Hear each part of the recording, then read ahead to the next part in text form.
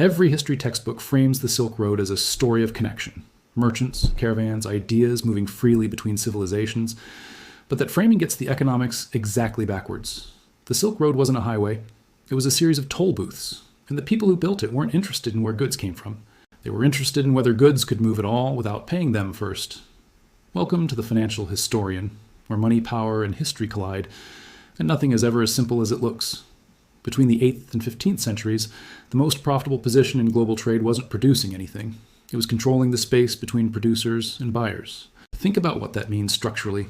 The farmers and weavers of India and China generated the actual goods. The consumers of Europe provided the actual demand. But neither end of that transaction could reach the other directly. The route itself, the physical geography, the political relationships, the infrastructure of safe passage, was owned by intermediaries. The Abbasid Caliphate in the east, Phoenician merchant networks in the west, Mamluk Egypt sitting across the most efficient maritime choke point between them. These weren't passive participants. They were active architects of scarcity. Venice, for instance, didn't produce silk or spice. It produced access. Its power came entirely from its position as the western terminus of the eastern trade network, and it defended that position with extraordinary aggression.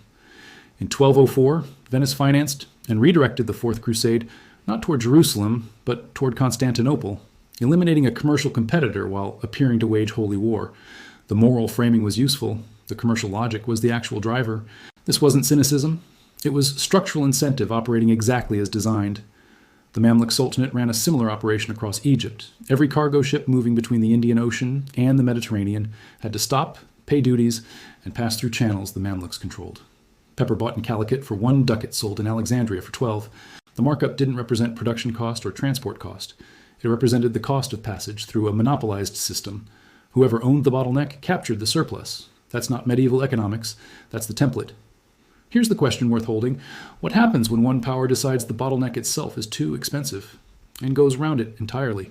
When Vasco da Gama anchored off Calicut in May 1498, the Portuguese didn't arrive as traders looking for a seat at the table. They arrived as a competing architecture. This distinction is critical and almost always lost in the conventional telling. The standard narrative frames the Portuguese voyages as an era of exploration, of brave navigators pushing into the unknown. But Lisbon wasn't funding adventure. It was funding infrastructure replacement. The Portuguese Estado da India, formalized in the early 16th century, operated on a single principle: armed control of maritime choke points. They didn't need to conquer territory. They needed to control the straits, Hormuz, Malacca, Aden, through which all trade had to pass. They installed what they called the cartas system, a licensing regime requiring any ship in the Indian Ocean to carry a Portuguese-issued pass. Ships without a cartas were legally subject to seizure. In practice, they were subject to cannon fire. The license fee was the tribute. The Navy was the enforcement mechanism. Notice what hasn't changed. The goods are the same. The producers are the same. The consumers are the same. What changed is who owns the infrastructure of transit. The Mamluks charged passage through Egypt. The Portuguese charged passage through water. The mechanism is identical, only the geography shifted. But there's a deeper point here, and it's the one that ties this entire story together. The Portuguese model still required physical presence. Ships, sailors, fortresses at strategic ports. It was expensive. It was fragile. It could be challenged. And it was. Within a century, a second power arrived with a fundamentally different approach to the same problem, one that proved far more durable and far more consequential. The Dutch East India Company, chartered in 1602, is often described as the world's first multinational corporation, but that description fundamentally misunderstands what it actually was. The VOC wasn't a company in any sense we'd recognize today. It was a sovereign.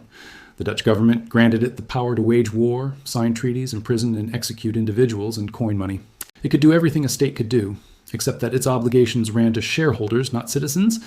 That is not a minor distinction. The VOC's intervention in the spice trade illustrates the structural innovation most clearly. Nutmeg in 1600 grew almost exclusively on the Banda Islands, a tiny archipelago in what is now eastern Indonesia. It was worth more by weight than gold in European markets. The VOC's response to this situation was not to compete for access. It was to eliminate the problem of access entirely. Between 1609 and 1621, Dutch forces killed or expelled the vast majority of the Bandanese population, roughly 15,000 people, and repopulated the islands with Dutch colonists using enslaved labor. They didn't just take control of the supply chain, they rebuilt it from the ground up, with every variable under direct ownership. Then they destroyed supply to inflate price. VOC administrators regularly ordered the burning of nutmeg and clove crops to prevent market saturation in Europe. Abundance was the enemy of profit. Scarcity was manufactured. In Amsterdam, the VOC set the price at which it would sell. On the Banda Islands, it set the price at which it would buy, which was effectively nothing, because the producers were enslaved. The entire margin between those two numbers was captured by the company and distributed to its Amsterdam shareholders. This is the moment the template becomes explicit. The trade route is no longer about moving goods efficiently between willing parties. It's about owning every node in the system, production, transit, and pricing, such that the surplus generated at each stage flows upward to whoever holds the architecture. The workers produce, the consumers buy, but the structural position, ownership of the mechanism itself, determines who accumulates. By 1700, the VOC was paying annual dividends of 40%. Its total capitalization exceeded that of most European nation-states, and it had demonstrated something that every subsequent commercial empire would replicate. You don't need to be the most efficient producer. You need to own the terms in which everyone else produces and sells. By 1750, the trade route as a physical path had become almost irrelevant. What mattered wasn't where goods traveled, but who owned the terms on which they moved. The British East India Company absorbed this lesson and extended it. By the mid-18th century, the company wasn't just trading in India, it was collecting taxes. The Diwani rights granted in 1765 gave the company fiscal authority over Bengal, one of the most productive agricultural regions on earth. It taxed the population, used the tax revenue to buy Indian goods, and exported those goods to Britain at profit. The trade was real, but the mechanism was tribute extraction dressed in commercial language. This pattern, owning the architecture of exchange, capturing the surplus, distributing it upward to shareholders in distant financial centers, didn't end with the age of sale. It mutated. The 19th century industrial supply chain replaced the carta system with contract law and shipping insurance. The 20th century financial system replaced physical route control with capital market access and currency dominance. The mechanism that made the Banda Islands catastrophic wasn't unique to the Dutch. It was the structural logic of any system where the terms of exchange are set by the party with the most leverage. Sound familiar? The specific geography changes, the technology changes, the regulatory language changes, but the underlying architecture, whoever controls the infrastructure of exchange, captures a disproportionate share of what flows through it, has remained functionally constant for 5 centuries. This isn't a moral claim. It's an observation about how structural advantage compounds across time. The producers at the bottom of these chains have always generated the underlying value. The consumers at the other end have always provided the demand. What the trade route era established, and what every subsequent commercial system has inherited, is the principle that the position of maximum leverage isn't at either end. It's in the middle, in the infrastructure, in the mechanism of connection itself. So the route itself was never the point. The point was always who owned it. The Silk Road didn't create wealth inequality by moving goods from east to west.